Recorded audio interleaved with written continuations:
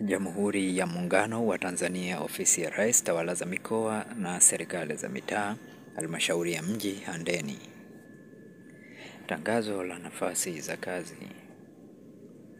Mkurugenzi wa Halmashauri ya Mji Handeni Tanga amepokea kibali kutoka kwa Katibu Mkuu, Ofisi ya Rais, Management ya Utumishi wa Umma na Utawala Bora, kilichotoa idhini ya utekelezaji wa nafasi za ajira mpya katika ikama ya mwaka wa fedha 2024-2025 chenye kumbukumbu namba FA.97/228/01/A/25 ya tarehe 29 Aprili 2025.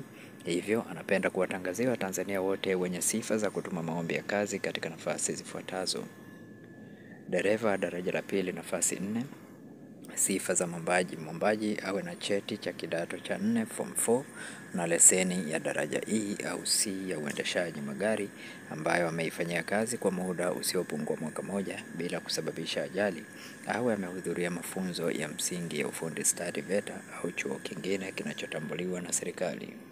Kazi na majukumu: kukagua gari kabla na baada ya safari ili kubaini hali ya usalama, kuwapeleka watumishi maeneo mbalimbali kwenye safari za kikazi, kufanya matengenezo madogo ya magari, kukusanya na kusambaza nyaraka mbalimbali, kujaza na kutunza taarifa za safari zote katika daftari la safari, kufanya usafi wa gari, kufanya kazi nyingine za fani yake anazopangiwa na mkuu au msimamizi wake wa kazi.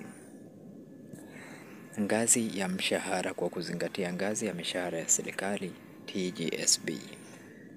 Mwandishi mwendesha ofisi daraja la pili, nafasi 4. Sifa za mwombaji: awe na elimu ya kidato cha 4 form 4 au cha 6. Form 6 awe amehitimu stashahada au diploma.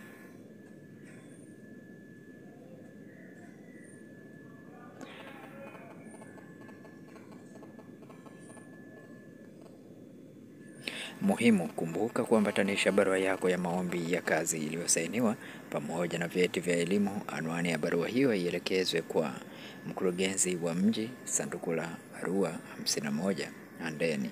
Maombi yote yatumwa kwenye mfumo wa kielektroniki wa ajira recruitment portal kupitia anwani ifuatayo.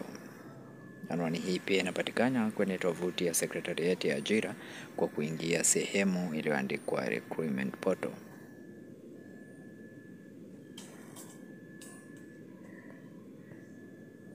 Kama ni mara yako ya kwanza kuingia katika channel hii, usisahau kusubscribe, kulike na comment katika channel hii.